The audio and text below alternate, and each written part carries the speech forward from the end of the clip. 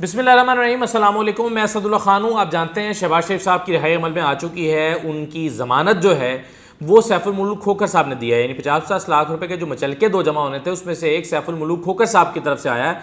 और सैफुल मुल्क खोखर साहब आप जानते हैं उनकी वजह शोहरत जो है वो कब्ज़ा माफिया का एक सरगना होने की है।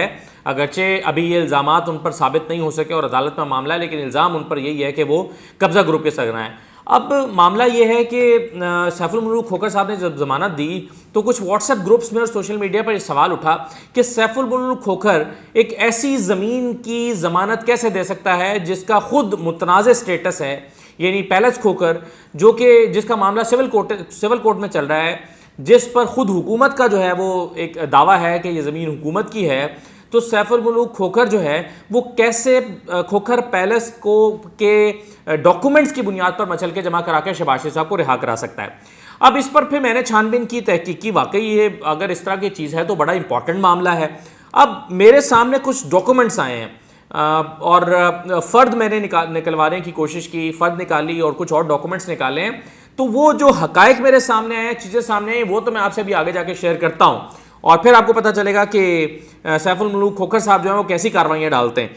लेकिन उससे पहले एक दो इंपॉर्टेंट चीज़ों पर मैं आपके सामने बात करना चाहता हूँ और वो एक तो उसमें से ये है कि कल मैंने एक स्टोरी की थी कि 15 मार्च से रोज़ाना की बुनियाद पर समाअत होना तय पाई थी।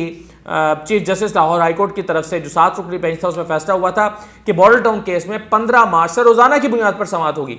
और कल जो मैंने वीडियो की थी उसमें मैंने बताया था कि 15 मार्च को तो छोड़िए, आज की तारीख तक इस केस का कोई अता पता नहीं है कि, और ये भी पता नहीं है कि 15 मार्च के बाद से रोज़ाना की बुनियाद पर समाअत क्यों नहीं हुई, यानी एक भी समाअत नहीं हुई, 15 मार्च को भी नहीं हुई, उसके बाद भी नहीं हुई। तो ये केस अभी भी कहीं पर कॉज लिस्ट में नहीं आ रहा। तो कल जब मैंने स्टोरी की तो उसके बाद जो रात को एक कॉज लिस्ट जारी हुई है, अच्छी बात यह है, खुशाइंद बात यह है कि अब इस पर कार्रवाई का आगाज़ हो रहा है और जो दोबारा से ये केस जो है वो समाअत के लिए 29 अप्रैल को मुकर्रर हो गया है और 29 अप्रैल से इसकी रोज़ाना की बुनियाद पर समाअत होगी। अब कुछ लोग मुझे कह रहे थे कि और कमेंट कर रहे थे कि जी आपने आवाज़ उठाई है तो शायद उसके नतीजे में कॉज लिस्ट में अब इसका नाम आ गया है तवज्जो दिलाने पर।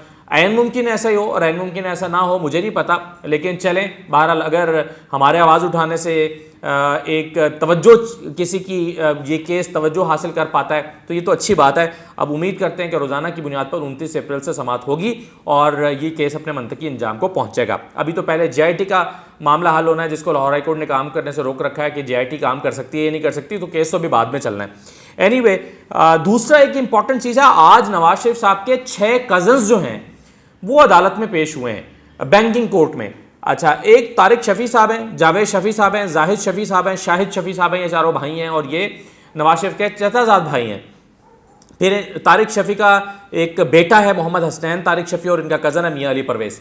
अब ये नवाज शरीफ साहब के जो 6 कज़न्स हैं ये आज कोर्ट में पेश हुए हैं और अब मजबूरन इनको कोर्ट में पेश होना पड़ रहा है। मामला इनका ये है, इनका एक बैंक के साथ प्रॉब्लम चल रहा है। समिट बैंक से इन्होंने 70 करोड़ रुपए का कर्जा लिया था और उसके लिए इन्होंने अपनी चीनी गिरवी रखवाई थी और कहा था कि ये हम अब आप हमारी चीनी रख लें और इसके एवज चीनी प्लेज करके आप हमें कर्जा दे दें। वो 70 करोड़ रुपए का इन्होंने कर्जा लिया 2 किस्तों में और उसके बाद इन पर इल्ज़ाम बैंक ने यह आयद किया है कि इन्होंने वो चीनी बैंक के मुलाजमीन को इन्होंने कहीं पर जिस गोदाम में ये चीनी ज़ख़ीरा की थी, यानी 1,65,000 बोरी एक दफ़ा रखी और इसी तरह से 1.5 लाख बोरी जो है वो पहले रखी, तो 2 किस्तों में चीनी रखवा के 2 किस्तों में कर्जा लिया। अब ये चीनी जो है वो बैंक ने अपने गोदाम में रखी हुई थी। अब बैंक का इल्ज़ाम यह है कि इन्होंने वो चीनी अब बैंक के मुलाजमीन के मिली भगत करके चोरी करवा ली, बैंक से वो चीनी चोरी करवा ली और उसके बाद जो है वो बैंक की किस्तें अदा करना या बैंक का कर्जा वापस करना छोड़ दिया। बैंक ने जब कहा कि आप हमारा कर्जा वापस करें तो उन्होंने कहा कि आप हमारी चीनी वापस करें, आपने तो चीनी हमारी चोरी करवा दी है, तो जब आपने चीनी चोरी करवा दिया तो हम जो है वो पैसे आपको क्यों वापस करेंगे। तो ये डिस्प्यूट चल रहा था, ये मसला लेकर बैंक जो है वो FIA के पास चला गया। FIA ने तफ्तीश की, तफ्तीश करने के बाद जो है वो इन लोगों को नोटिस भेजे कि आप आकर तफ्तीश का हिस्सा बने। लेकिन ये नवाज शरीफ साहब के जो सारे कज़न्स हैं ये इस तफ्तीश का ना तो हिस्सा बने ना इन्होंने ज़मानतें कराई, यानी FIR हो गई है, FIR में ये लोग नामजद हैं लेकिन ये जो हैं वो तफ्तीश का हिस्सा नहीं बन रहे और ना ही ज़मानतें करा रहे हैं। क्या वजह थी? वजह यह थी कि इनके बड़े भाई या कज़न नवाज शरीफ साहब वज़ीर आज़म थे और इनके एक और कज़न शहबाज शरीफ साहब पंजाब में वज़ीर आला थे। तो इन्होंने न ज़मानतें कराना मुनासिब समझा और न ही इन्होंने तफ्तीश का हिस्सा बनना मुनासिब समझा। लेकिन फिर शहबाज शरीफ साहब न वज़ीर आला रहे, न नवाज शरीफ वज़ीर आज़म रहे, उनकी हुकूमत का दौर ख़त्म हो गया और उसके बाद इस केस में थोड़ी तेज़ी आई और FIA हरकत में आई और इनको मजबूरन पहले ज़मानतें लेना पड़ी। जब इनका चालान पेश हुआ, इनको तफ्तीश का हिस्सा बनना पड़ा। लेकिन 2-2.5 साल से अभी भी मुसलसल हीले बहाने इस्तेमाल हो रहे हैं। कभी तारिक शफी साहब आ जाते हैं और कहते हैं कि जी हमारे एक भाई को कोरोना हो गया है, कभी दूसरे आ जाते हैं कि जी फलां साहब जो हैं वो नहीं आ सके, वो बीमार हैं, कभी वकील बीमार हो जाते हैं और कभी खुद बीमार हो जाते हैं। ये कोरम कभी पूरा नहीं होता। अब मामला ये था कि ये पूरे पिछला साल तो कोविड की नज़र हो गया और लटका रहा, इस पर कोई कार्रवाई नहीं हो सकी। और उसके बाद फिर अब जो है आज खुशकिस्मती से ये सारे 6 के 6 अदालत में पेश हुए थे।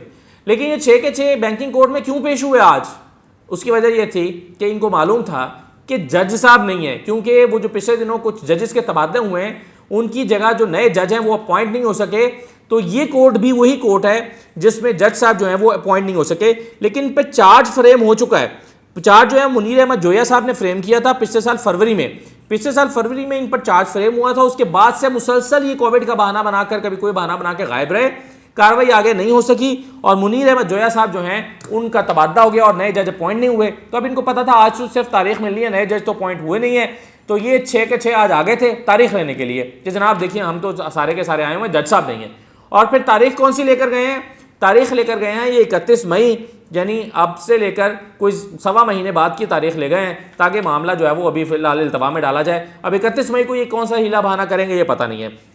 तो बहरहाल ये नवाज शरीफ साहब के कज़न जो हैं वो अब अपना बैंक का जो 70 करोड़ रुपया खाकर दंदनाते फिर रहे हैं, ये इनको वापस करना पड़ेगा। इसके लिए FIA भी मुतहरिक है, बैंकिंग कोर्ट भी मुतहरिक है और चालान भी इनका पेश हो चुका है, चार्ज भी फ्रेम हो चुका है। अब देखना यह है कि इनके खिलाफ कार्रवाई क्या होती है और ये 70 करोड़ रुपया का खाकर हड़प करके डकार मार चुके हैं या अभी जो है वापस करना है इन्होंने या वापस करेंगे।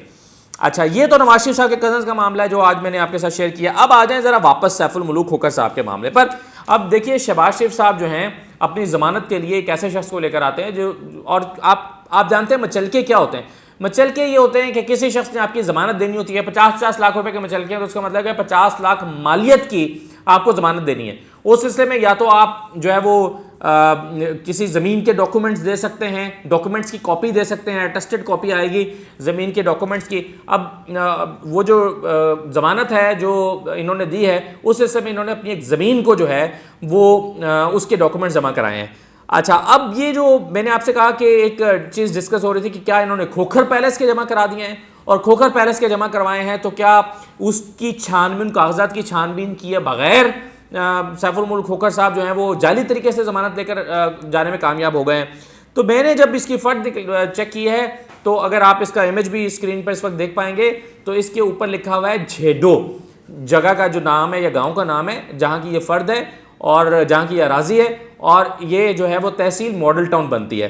तो अब इसकी मैंने जब मज़ीद तफसील चेक की है तो पता चला कि हल्लोकी गांव के करीब, हल्लोकी के पास ज़रई रकबा है, कोई नहरी इलाका है, वो इन्होंने बहुत सारा रकबा ख़रीदा हुआ है। तो उस काफ़ी सारे रकबे में से एक टुकड़ा जो है वो इन्होंने, उसकी फ़र्द जो है वो शहबाज शरीफ साहब की ज़मानत के लिए पेश किया और उसके डॉक्यूमेंट्स की कॉपियाँ जमा करवाई हैं। तो इतने बेवकूफ़ सैफुल मुल्क साहब नहीं हैं। मैं उन लोगों को जो कि सोशल मीडिया पे ये बात कर रहे हैं उनको बताना चाहता हूँ कि सैफुल मुल्क खोखर साहब खोखर पैलेस के डॉक्यूमेंट जमा करवा कर नहीं गए, बल्कि एक और अराजी जो है 9 कनाल अराजी, उसके कागजात की बुनियाद पर इन्होंने शहबाज शरीफ साहब की ज़मानत हासिल की है। तो देखिए, बिला वजह की अफवाहें नहीं फैलाई जानी चाहिए सोशल मीडिया पर या व्हाट्सएप ग्रुप्स पर। थोड़ी सी तहकीक और तफ्तीश होनी चाहिए ताकि जो मामला सही है वो सही है, जो गलत है वो गलत है। लेकिन बहरहाल शहबाज शरीफ साहब की ज़मानत कोई क्रेडिबल शख्स देता तो ज़्यादा बेहतर था। ये ज़मानत एक ऐसा शख्स दे रहा है जिस पर ज़मीनों के हेर फेर के बेशुमार इल्ज़ामात हैं, बशमूल जौहर टाउन में बेशुमार प्रॉपर्टी, जिसमें उनकी वो राजी भी शामिल है खोखर पैलेस जहाँ वो रहते हैं और जिसका कोर्ट में मामला चल रहा है। तो एक ऐसा शख्स जिसकी क्रेडिबिलिटी नहीं है, जिसका अगरचे नून लीग तो उसको मानती नहीं है, मरीम साहबा उनके साथ तस्वीरें बनवाती हैं और उनको सपोर्ट करती हैं, लेकिन बहरहाल इनके ऊपर बेशुमार इल्ज़ाम हैं और सिर्फ इल्ज़ाम कोर्ट में नहीं हैं बल्कि खल्क़े खुदा और उस इलाके में रहने वाले बहुत सारे लोगों के पास भी बहुत सारी स्टोरीज़ हैं जो आप अगर वहाँ जाएँ तो वो आपसे शेयर करते हैं। तो ये ज़मानत शहबाज शरीफ साहब ने सैफुल मुल्क खोखर की एक ज़रई अराज़ी जो हल्लो की गाँव के पास है उसकी बुनियाद पर हासिल की है। ये बहरहाल आज की जो अपडेट्स या वीडियोज़ थी, चीज़ें थी, वो मैंने आपके सामने इस वीडियो में रख दी हैं। मुझे इजाज़त दीजिए, अल्लाह हाफ़िज़।